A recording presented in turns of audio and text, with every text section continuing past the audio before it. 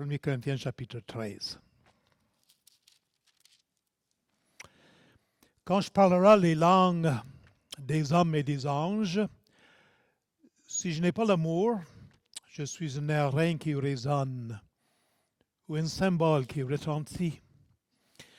Et quand j'aurai le don de prophétie, la science de tous les mystères et toute la connaissance, quand j'aurai même la foi jusqu'à transporter des montagnes, si je n'ai pas l'amour, je ne suis rien.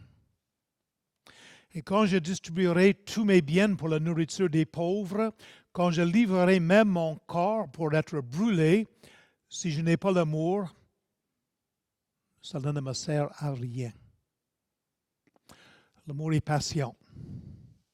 Il est plein de bonté. L'amour n'est point envieux. L'amour ne s'invente point. Il ne s'enfle point d'orgueil. Il ne fait rien de malhonnête. Il ne cherche point son intérêt. Il ne s'irrite point. Il ne soupçonne point le mal. Il ne se réjouit point de l'injustice, mais il se réjouit de la vérité. Il excuse tout. Il croit tout. Il espère tout. Il supporte tout. L'amour ne périt jamais. Les prophéties seront abolies, les langues cesseront. La connaissance sera abolie. Car nous connaissons en partie et nous prophétisons en partie.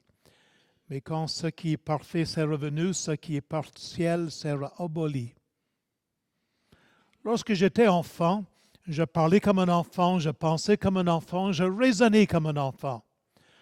Lorsque je suis devenu homme, j'ai fait disparaître ce qui était de l'enfant. Aujourd'hui, nous voyons au moyen d'un miroir, d'une manière obscure. Mais alors, nous verrons face à face. Aujourd'hui, je connais en partie, mais alors je connaîtrai comme j'ai été connu. Regardez le temps de verbe là. Hein? Comme j'ai été connu. Maintenant donc, ces trois choses demeurent. La foi, l'espérance, l'amour. Mais le plus grand de ces choses, c'est l'amour. On a divisé notre texte ce matin en 4. D'abord, nous allons voir ce que les chrétiennes à Corinthe, ce que les Corinthiennes sont. En deuxième, nous allons voir ce qu'ils ne sont pas. En troisième, nous allons regarder l'amour qui n'abandonne jamais. Et quatrièmement, le ciel, un monde d'amour. Commençons par ce que les chrétiens ne sont pas. Vous savez que nous lisons souvent ce chapitre de la Bible sans regarder le contexte de tout. On le lit presque toujours lors d'un mariage. Puis c'est beau. Mes chers amis, ce chapitre fait partie d'une lettre. Fait partie d'une lettre écrite dans l'Église qui a été fondée par l'apôtre Paul, une église située dans la ville de Corinthe, l'église de Corinthe. Et la Corinthe, c'était une ville sans identité, une ville sans histoire, une ville sans aristocratie, une ville sans tradition. La ville de Corinthe avait été détruite par les Romains dans l'année 146 avant Jésus-Christ, puis une centaine d'années après, Jules César l'a refondée de nouveau. Il trouvait que c'était bien situé. Et il l'a peuplé par des soldats retraités, des soldats qui avaient même servi dans son armée, qui prenaient leur retraite, il les a mis là dans cette ville-là, puis refondé la ville. Et 100 ans après, dans le temps de l'apôtre Paul, justement, c'était rendu une très grande ville, avec une population très dense, tout le monde collé ensemble. Et c'était une ville sur la croisée des chemins, le chemin vers l'ouest et l'est et le chemin vers le nord-sud, croisés là. Et c'était une ville portuaire. Vous voyez que chaque côté, il y avait la mer, puis au lieu de faire le long tour autour de l'isthmus, qu'est-ce qu'on faisait, c'est qu'on a amené les bateaux sur des chariots, puis on traversait à Corinthe. Donc, c'était une ville riche, un peu comme le canal de Panama. Aujourd'hui, il y a un canal là. C'était une ville riche avec une population de marchands dominée par le temple d'Aphrodite, qui est devenu Vénus, et donc la déesse d'amour. Et chaque jour de ce temple situé sur la montagne en arrière de Corinthe, plus de 1000 prostituées descendaient dans la ville pour offrir leurs services. Il n'y avait pas de règlement dans cette ville-là, beaucoup, pas de morale. Dans cette ville-là, on vivait pour deux choses. On vivait pour le succès et on vivait pour le sexe. Est-ce que ça vous rappelle un peu le Québec? On avait inventé un verbe pour les chrétiennes, pour les personnes, qui vivaient sans morale dans leur vie. On appelait ça des Corinthiens. Le verbe était corinthisé. Le nom de la ville-là est devenu un verbe qui décrivait la débauche. Maintenant, Paul est arrivé dans cette ville un peu découragé. Avant, il avait été battu puis chassé des villes de Philippe et la ville d'Éphèse, où il a fondé des églises, mais il s'est sauvé vite. Battu terriblement, découragé. Puis il arrive dans la pire ville de l'Empire romain. C'était vraiment, c'est un peu comme Marseille en France, si vous connaissez la France. C'est la ville de débauche. Puis, peut-être un peu parce qu'il était découragé, on lit dans l'Acte 18, 9, ils disent que Dieu lui est apparu. Puis il dit,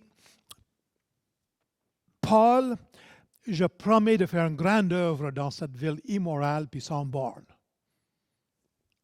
Et Dieu va sanctifier un grand peuple parmi cette ville. Et au chapitre 6, Paul avait fait au chapitre 6, nous l'avons vu, Paul a fait une longue liste des péchés qui avaient caractérisé cette ville-là. Puis quand il a fait la liste des péchés, il a dit, vous avez été lavés, vous avez été déclarés saints, mais vous avez été déclarés juste au nom du Seigneur, parce que ces péchés-là avaient caractérisé les chrétiens de Corinthe, puis ont été changés. Puis la leçon ici, c'est que si Dieu peut sanctifier ces Corinthiennes, Dieu peut faire ça pour n'importe qui, même moi, même vous.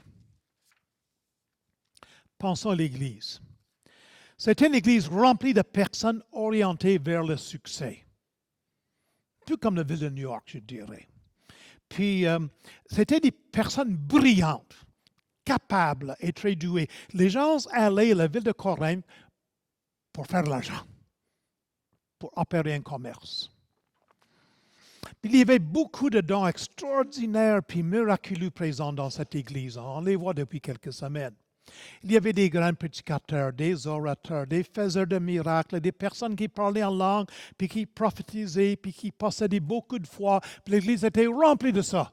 Quelle Église riche en dons. Puis dans 1 Corinthiens 13, malgré ça qu'on peut penser en écoutant lire ce chapitre 13 dans un mariage, lors d'un mariage, l'apôtre Paul envoie une bombe à cette Église. 1 Corinthiens 13 est surtout un reproche et pas un poème d'amour.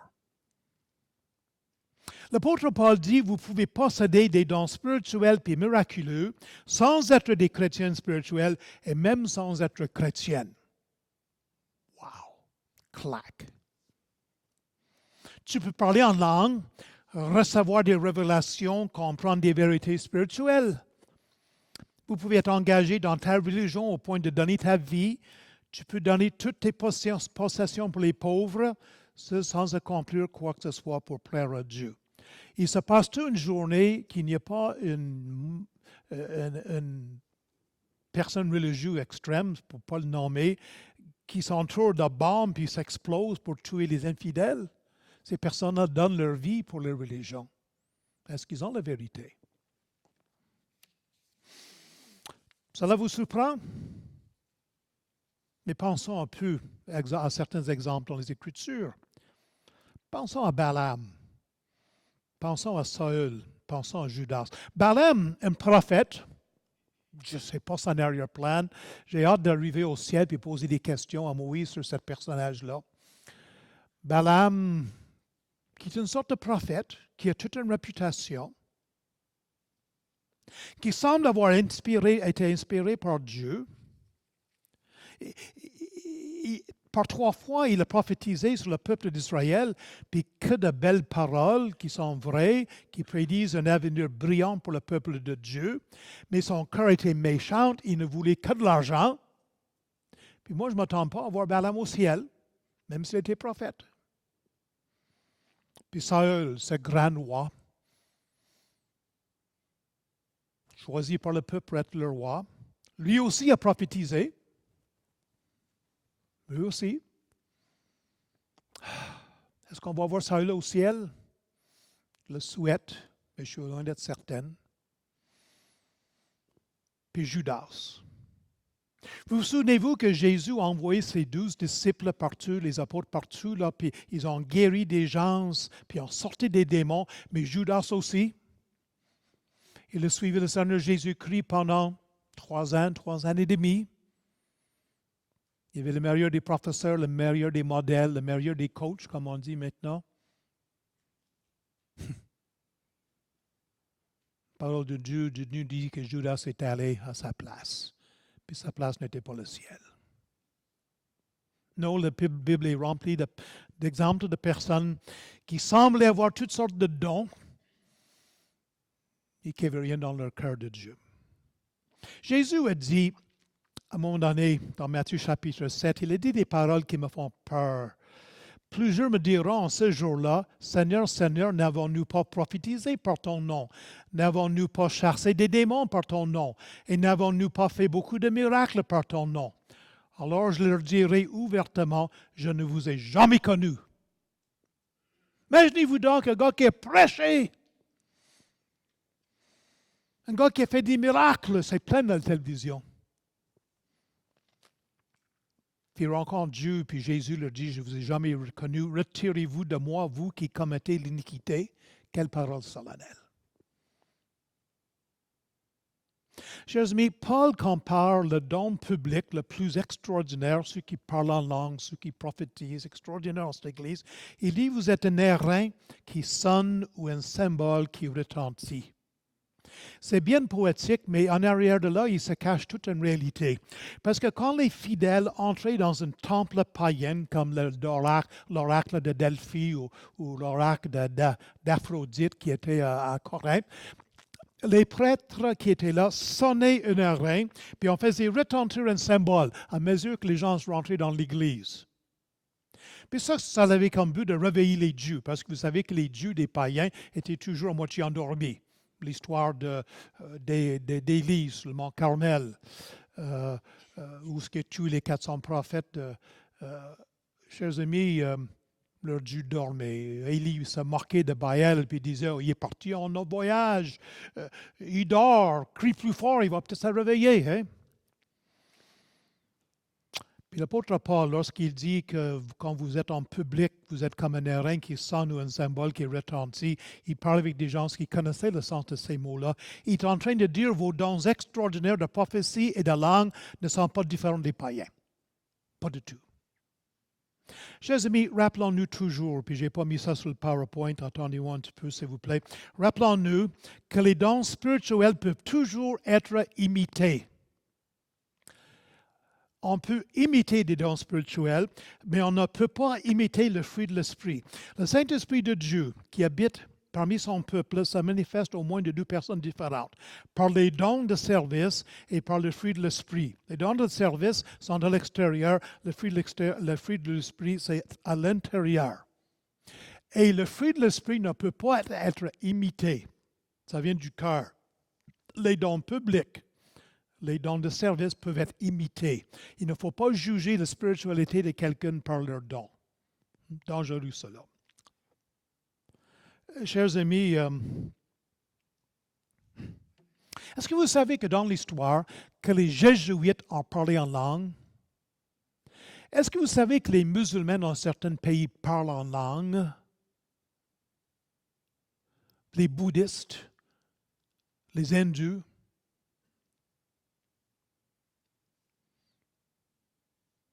Mon sujet aujourd'hui, ce n'est pas le parler en langue. Mais comme tous les autres dons, ils peuvent être imités.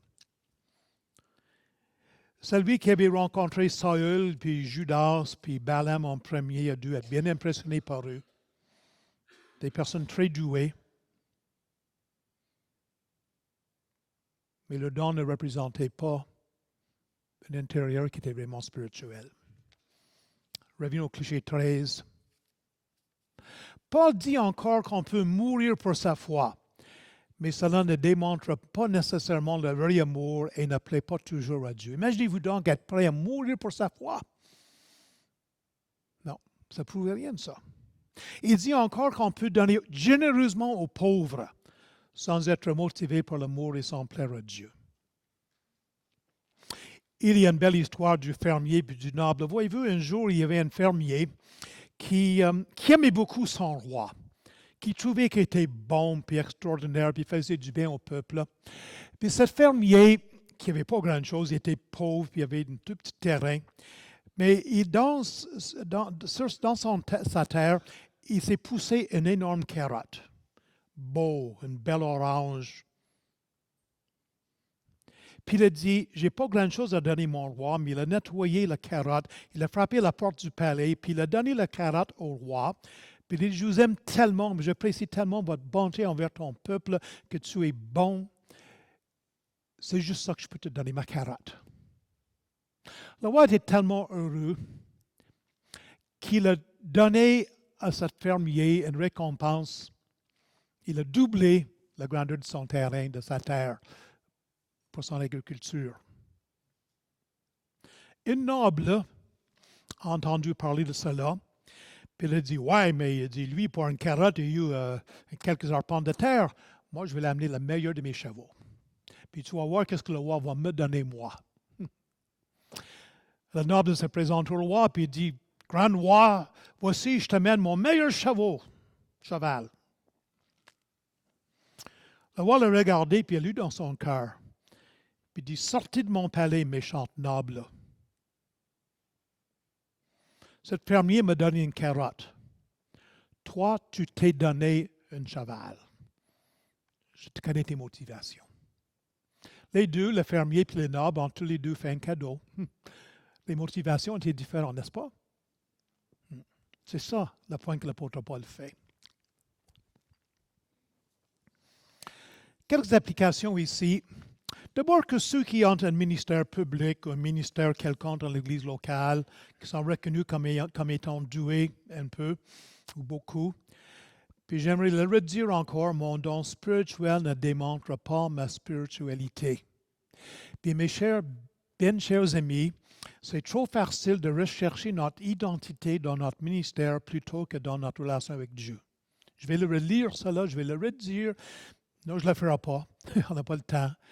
Mais s'il vous plaît, moi je dois vous dire que depuis que Matthieu m'a écrit et dit, Doug, peux-tu faire 1 Corinthiens chapitre 13 le 3 janvier, je lis, je relis, j'étudie ce passage, puis ça m'a fait trembler.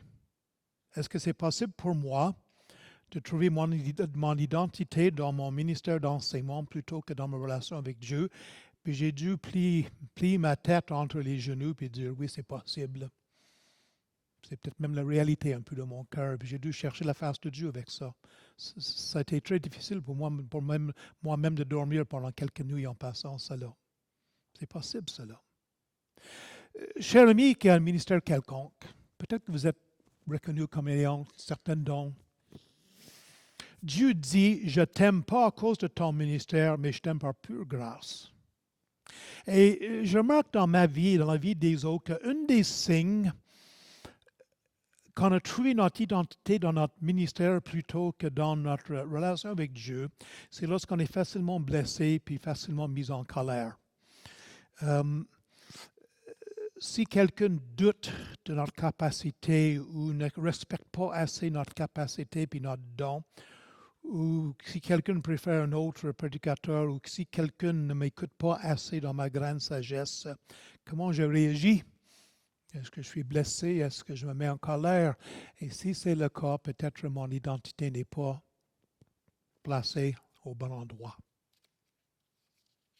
Et pour celui ou pour celle qui peut-être est dans un ministère qui est plus limité, qui n'a pas de dons extraordinaires, qui sont bien reconnus, j'ai quelque chose à vous dire.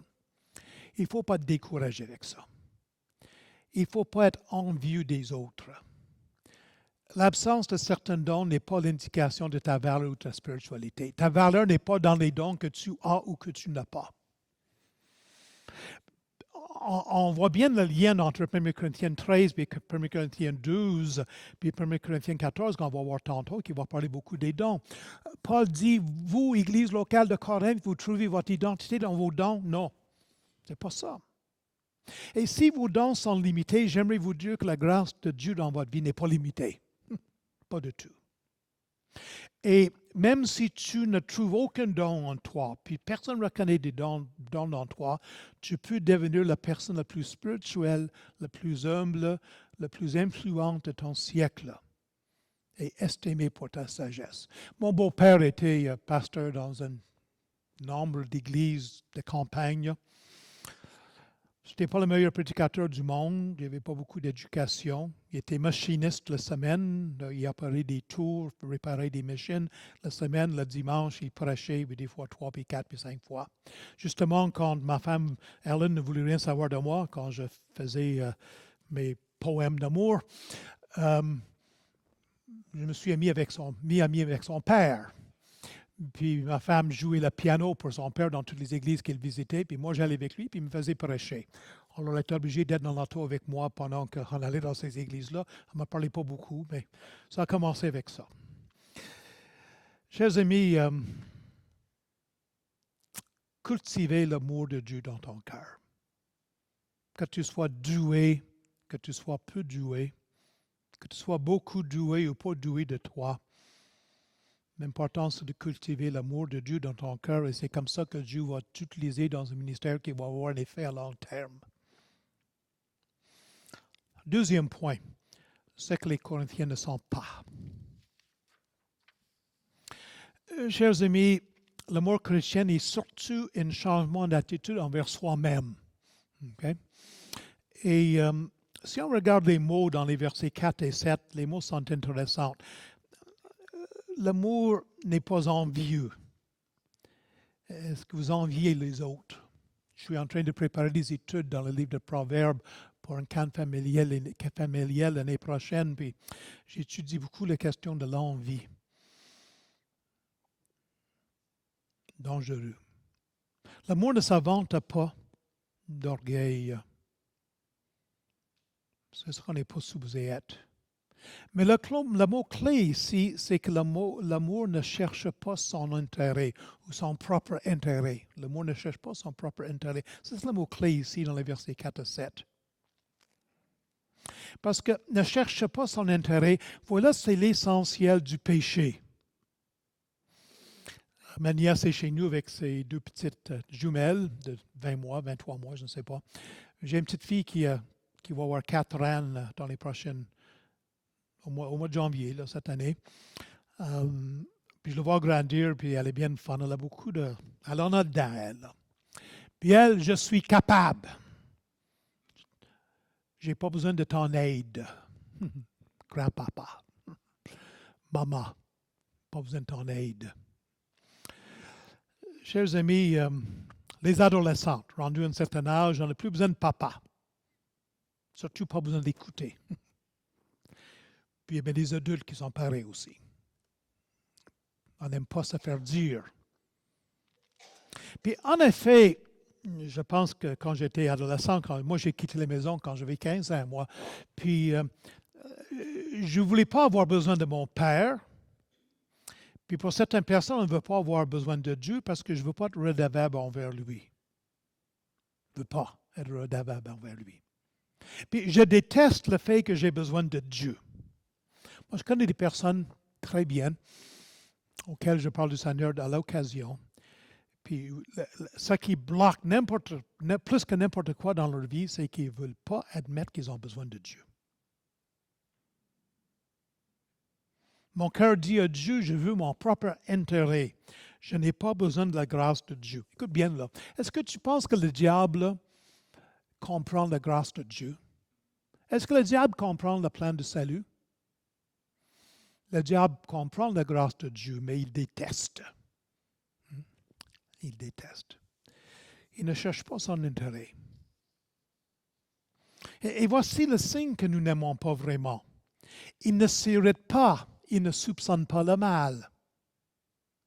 Maintenant, chers amis, la colère n'est pas nécessairement le péché, parce que le péché, c'est ce qui est dans l'intérieur de nous, qui vient à la défense de ce que nous aimons. Hein? Attaque ma femme, attaque mes enfants, attaque mes petits-enfants, vous allez voir que je vais peut-être me monter un peu la chaleur. Ça va de rouge un peu autour des oreilles. Ce n'est pas un péché nécessairement. En effet, Dieu et Jésus était parfois en colère. Puis dans l'Ancien Testament, ça nous dit que Dieu est en colère tous les jours. La colère n'est pas nécessairement un péché. Mais si je suis souvent et facilement porté à la colère, c'est le signe que je suis centré sur moi-même et que je cherche mon intérêt. Mes chers amis, je vais juste lire les versets ici, les versets 4 à 7. Puis je vous invite, puis je m'invite moi-même en premier, d'écouter ces paroles-là, puis de dire, est-ce que c'est vraiment moi? L'amour est patient. Je vous demanderai à mon épouse si je suis patient. Il est plein de bonté. L'amour est point envieux. Ceux qui sont plus riches que nous, ceux qui ont des choses qu'on n'a pas, ceux qui ont des positions qu'on n'a pas. L'amour ne s'invente point. Quand je rencontre quelqu'un, j'essaie d'écouter pendant quelques minutes. C'est pas long qu'on voit si c'est une personne qui tombe imbu de soi-même, qui parle de lui-même, qui se vante de qu'est-ce qu'il a fait. Il ne s'enfle point d'orgueil. N'oublions jamais que l'orgueil, c'est le péché original, le péché qui a fait que Satan fut chassé du ciel. Puis n'oublions pas que c'est l'orgueil de la vie qui a fait chasser Adam et Ève du jardin d'Éden. Il ne fait rien de malhonnête. Il ne cherche point son intérêt. Il ne s'irrite point. Il ne soupçonne point le mal. Êtes-vous sensible? Successible, c'est ça qu'on dit en français, oui. Hein? Il ne se réjouit point de l'injustice, mais se réjouit de la vérité. Troisième point. L'amour qui abandonne jamais. Regardez le verset 7. Il pardonne tout, il croit tout, il espère tout, il supporte tout. Chers amis, l'amour dans 1 Corinthiens 13 n'est pas simplement une liste de comportements. Dieu ne dit pas, bon, écoute bien, là, c'est comme une checklist. Dans la marine canadienne, il y a des sous-marins. Mon père détestait, mon père était dans les services militaires, dans la marine, puis il détestait les sous-marins. Vu qu'il était électricien, expert électricien quand même, et quand il y avait des problèmes électriques sur des sous-marins, on l'envoyait sur le sous-marin réparer des problèmes électriques pour aider ceux qui avaient moins d'expérience. Mais aujourd'hui, je sors aussi vite que possible. Mais dans un sous-marin, il y a une checklist. On a-tu bien fermé la porte?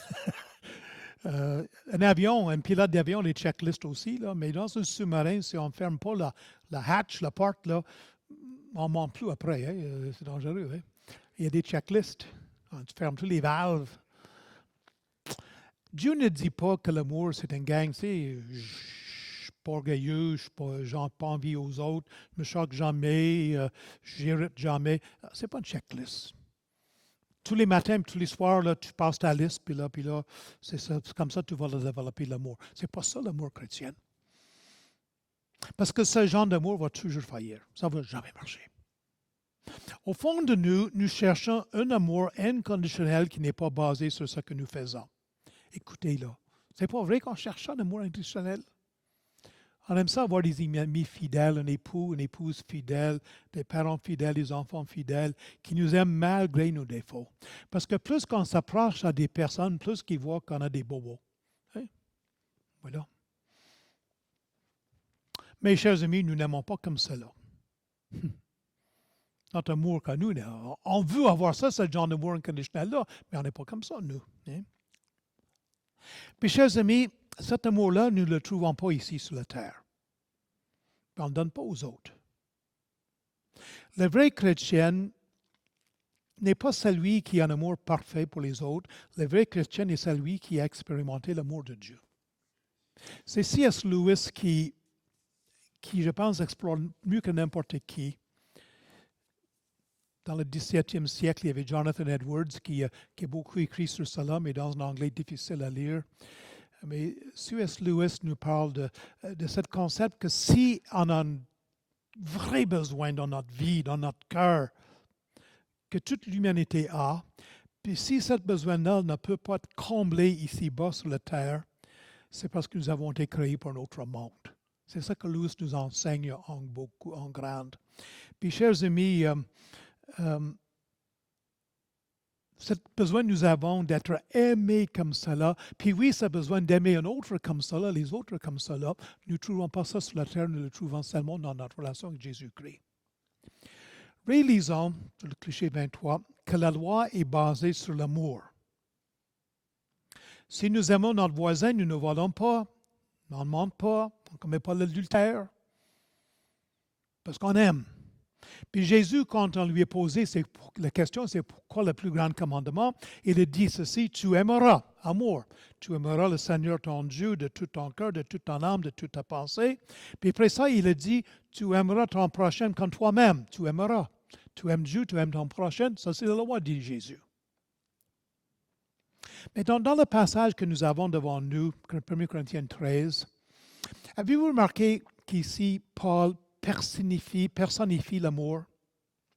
Il ne dit pas, tu dois être patient, tu dois pardonner, tu ne dois pas être envieux. Ce n'est pas ça qu'il dit. Il dit, l'amour est patient, l'amour pardonne, l'amour n'est pas envieux. Paul nous donne le portrait du vrai amour. Mais comme la loi, et comme toutes les listes dans la Bible, le but ici, c'est de nous pousser vers Jésus-Christ. Parce qu'on ne trouve pas on n'est pas comblé par ce genre d'amour dans le meilleur mariage, dans les meilleures des amitiés. On ne peut pas trouver cela, puis ça nous pousse vers Christ, qui est celle qui peut combler ce besoin-là. Alors, chers amis, l'amour n'est pas une liste de comportements. Le vrai amour est une personne. 1 Corinthiens 13 doit nous pousser à Jésus-Christ, c'est lui qui est le vrai amour. Avant que l'amour devienne un comportement, l'amour doit devenir une personne qui demeure en nous. Voilà le message de 1 Corinthiens 13. Petite application ici avant qu'on tourne à notre dernier point. Dieu ne lâche jamais dans son amour pour nous. Jamais. Êtes-vous content de cela? Vous savez, il y a des chrétiens malheureux qui passent leur vie à perdre leur salut, puis regagner leur salut, puis être sauvés, puis pas sauvés. Puis je ne veux pas rire de personne, mais je trouve ça triste. Mon Dieu ne lâche pas. Moi, j'ai des amis qui ont trouvé à un moment donné que je n'avais pas d'allure, puis que, ouais, pas grand espoir pour lui. C'est un peu vrai pour moi quand j'étais jeune homme, là, j'étais un peu niaiseux, beaucoup. Dieu ne m'a jamais lâché. J'ai des bonnes nouvelles pour toi si tu es un vrai croyant, un vrai enfant du Seigneur. Dieu ne te lâchera pas. Jamais. Il n'abandonne pas.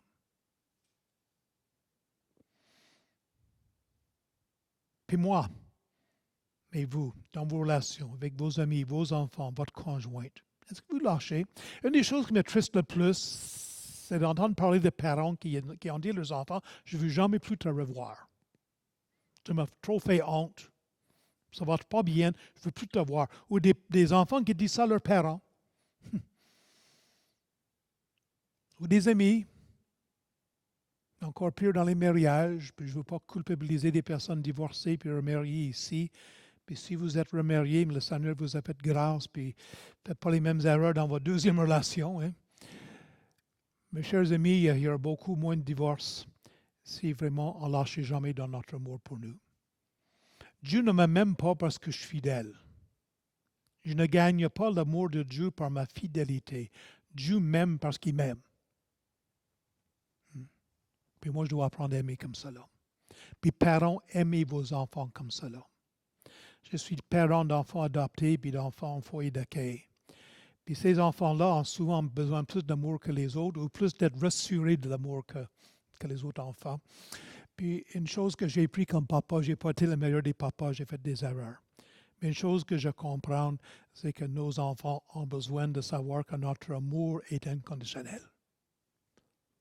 Ne faites pas cette erreur-là. Ne faites pas en sorte que votre enfant croit que vous l'aimez plus s'il ne fait pas certaines choses ou s'il fait certaines choses. Dernier point, le ciel est un monde d'amour. Je vais peut-être vous surprendre quand je vous dis que les versets 8 à 13 sont une description du ciel. Aimeriez-vous ça avoir une description du ciel? Dans le Grand Sud, les esclaves, dans le passé, chantaient des cantiques. Ils avaient tellement la vie misérable que pour eux, la seule chose qui était importante pour eux, c'est le ciel. Puis ils ont écrit beaucoup de cantiques sur le ciel. Je trouve qu'on parle beaucoup moins du ciel qu'avant. D'ailleurs, je cherche un bon livre sur le ciel que je veux éditer en français. Et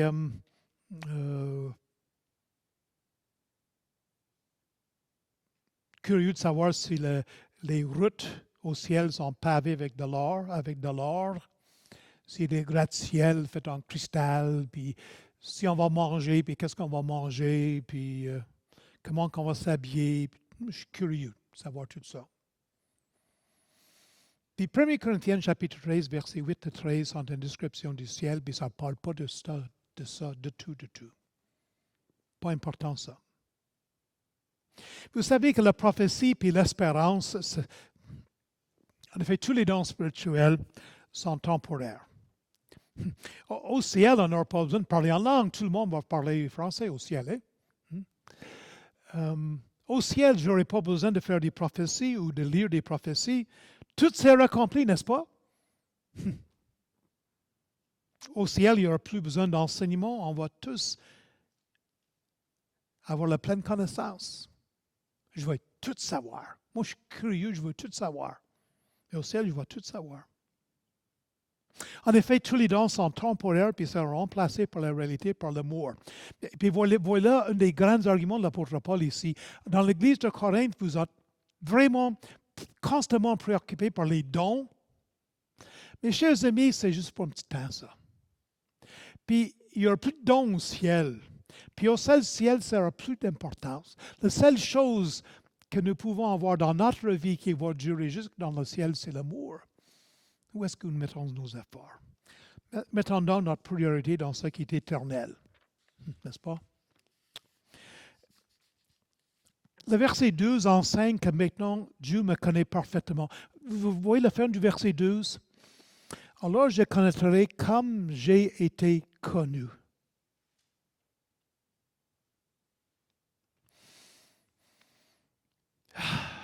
J'aime pas ça que les personnes me connaissent trop profondément. J'ai des choses dans mon cœur que je ne veux pas que les autres sachent. Je suis la seule personne comme ça ici. Hein? Vous autres, vous n'avez rien de caché dans vos cœurs. Vous êtes ouverts à 100%. Dieu me connaît parfaitement. Vous voulez que ça le passe? Dieu me connaît parfaitement, puis même quand même. Ça, c'est l'amour, ça. Mais au ciel, je vais connaître Dieu parfaitement. Je suis marié depuis 45 ans. L'année prochaine, ça va faire 40. Non, cette année, ça va faire 46 ans qu'on est mariés. Je connais ma femme assez bien. Elle me connaît, elle. Pas besoin de poser bien des questions pour savoir quelle sorte de journée que j'ai eue ou qu'est-ce qui me préoccupe. Elle sait tout de suite, elle. Pas besoin de savoir qu'est-ce qu'il y a dans le paquet sous l'arbre de Noël. Ma femme a un peu de sang de sorcière en elle, puis regarde un cadeau, puis elle sait qu'est-ce qu'il y a dedans dans le paquet. Elle me connaît, elle. Imaginez-vous donc l'infini Dieu. Que Dieu me connaisse, il est infini, super intelligent, il sait tout, omniscient, on dit en théologie, qui me connaît parfaitement, ça ne me surprend pas beaucoup. J'aime pas tellement ça des fois. Mais que moi, je connaisse Dieu parfaitement, ça c'est le ciel, ça. Une relation parfaite avec Dieu comme ça. Aujourd'hui, je vois Dieu comme dans un miroir. Puis tu sais que les miroirs dans le temps de Paul, c'était fait en brasse. Tu sais. puis c'est beau, puis c'était bien poli, mais on ne se voit pas bien. C'est pas que les miroirs que nous avons dans notre salle de bain, là, parce qu'on va se laver le matin, on va se raser, là, puis on se regarde, puis on dit que c'est pas beau. On a des bons miroirs aujourd'hui. Des miroirs comme ça n'existait pas. On voit dans un miroir, puis on voit un peu obscur. L'image était loin d'être claire. Puis c'est comme ça qu'on voit Dieu maintenant, c'est pas clair. Chers amis, dans Jean 1:1, on nous dit qu'au commencement, Jésus a toujours été avec Dieu. Puis on peut traduire ce passage-là sans faire violence au texte. La parole était toujours face à face avec le Père. Pendant l'éternité passée, Dieu était toujours, le Père et le Fils étaient face à face en étroite communion. Puis savez-vous qu'au ciel, nous serons nous aussi face à face avec Dieu? C'est ce que le passage nous dit ici. Au ciel, nous allons enfin vivre pleinement l'amour. Nous recevrons et nous donnerons l'amour pour lequel nous avons été créés. Moi, je suis chanceux, je suis aimé par mon épouse, beaucoup plus que je le mérite. Mes enfants m'aiment, malgré que je n'ai pas été le meilleur des pères. Mes petits-enfants m'aiment beaucoup, je ne sais pas pourquoi. Mais au ciel, je vais vivre le vrai amour. Puis je vais donner le vrai amour que je ne suis pas capable de donner aujourd'hui, même si je voudrais. J'ai été créé pour cela. Puis à cause que ça, nous sommes des créatures déchues, cette partie de nous est brisée, puis on n'aime pas, puis on ne peut pas recevoir l'amour comme on devrait être capable. Mais au ciel, enfin, ça va changer. Chers amis, depuis l'éternité, le Père et le Fils sont liés ensemble par un parfait amour infini et intime. Puis le but de Dieu, c'est que nous aussi, nous ayons avec le Père et le Fils cette même relation d'amour. Imaginez-vous donc toujours, sans interruption, le besoin le plus important de mon être entièrement comblé au ciel. Donner puis recevoir l'amour parfait. Ça, c'est le message de 1 Corinthiens 13. Mes chers amis, j'aimerais terminer en vous rappelant, en conclusion, que Jésus-Christ a payé le prix pour que cela soit possible. Jésus-Christ, sur la croix, lui qui a toujours été face à face avec son Père dans une parfaite communion, étroite communion, même sur la terre, c'est comme si Dieu ne pouvait pas s'empêcher d'ouvrir le ciel puis de crier du ciel, voici mon Fils bien-aimé en qui j'ai mis toute mon affection. Quelle communion étroite qui a duré depuis toute l'éternité passée qu'on ne peut pas imaginer. Sur la croix, il était séparé de son Père. Cette relation d'étroite communion, d'amour parfait qui a duré depuis l'éternité, sur la croix, Jésus-Christ a été séparé de son Père. Il a crié sur la croix, mon Père, pourquoi m'as-tu abandonné? Mais il savait, c'est parce qu'il est devenu péché pour nous. Il a pris mon péché sur lui. Puis son Père qui ne peut pas regarder le péché, la communion a été brisée. Il est mort. Il a pris notre péché sur lui. Il a été abandonné par le Père pendant quelques heures. Pourquoi? Pour que nous puissions être aimés et aimés éternellement. Quel grand prix que Dieu a payé, que Jésus-Christ a payé. Chers amis, le ciel est beaucoup plus qu'un endroit. C'est une relation parfaite d'amour entre Dieu et nous. C'est ça le ciel. Et c'est pour cela, si tu n'aimes pas Jésus, tu ne seras jamais confortable au ciel. Hein? Mes chers amis, l'enfer est beaucoup plus qu'un endroit avec des démons, puis des fourchettes, puis du charbon, puis du feu. L'enfer, c'est l'absence éternelle de l'amour. Pendant l'éternité, cette soif que nous avons de recevoir puis donner l'amour ne sera jamais comblée pendant toute l'éternité future aux peines éternelles. Et si vous ne connaissez pas Jésus-Christ comme sauveur, comme maître de votre vie, j'aimerais vous dire, ne tarde pas. Ne tarde pas.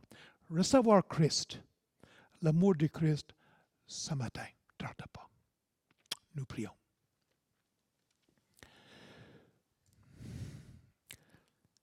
Père, l'apôtre Jean a crié,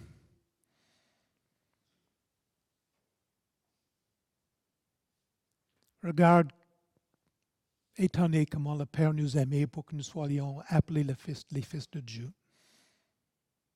Mon Dieu, tu nous as aimés. On n'était pas aimables, rebelles, pécheurs, pas attirants. Puis tu nous aimes, puis tu nous as choisis pour être ton enfant, puis tu as donné ton Fils parfait. Puis tu as permis qu'il existe pendant ces quelques heures, cette séparation, abandonnement du Père. Quel prix tu as payé pour qu'on soit sauvé. Nous t'aimons, mon Père. Et nous confessons que souvent, il y a beaucoup de choses dans notre vie qui sont plus importantes que notre relation avec toi, notre amour pour toi. Change nos cœurs, Seigneur. Approche-nous de toi. Au lieu d'être préoccupés par nos dons puis toutes sortes d'affaires, Seigneur, aide-nous d'être préoccupés par Jésus. Pour celui et pour celle qui est ici aujourd'hui qui ne te connaît pas comme sauveur personnel, ô Seigneur, qu'aujourd'hui, cette personne-là connaisse la joie d'expérimenter vraiment l'amour de Jésus pour lui. Aujourd'hui, il fasse de Jésus son sauveur et son maître. Je demande cela au nom de Jésus.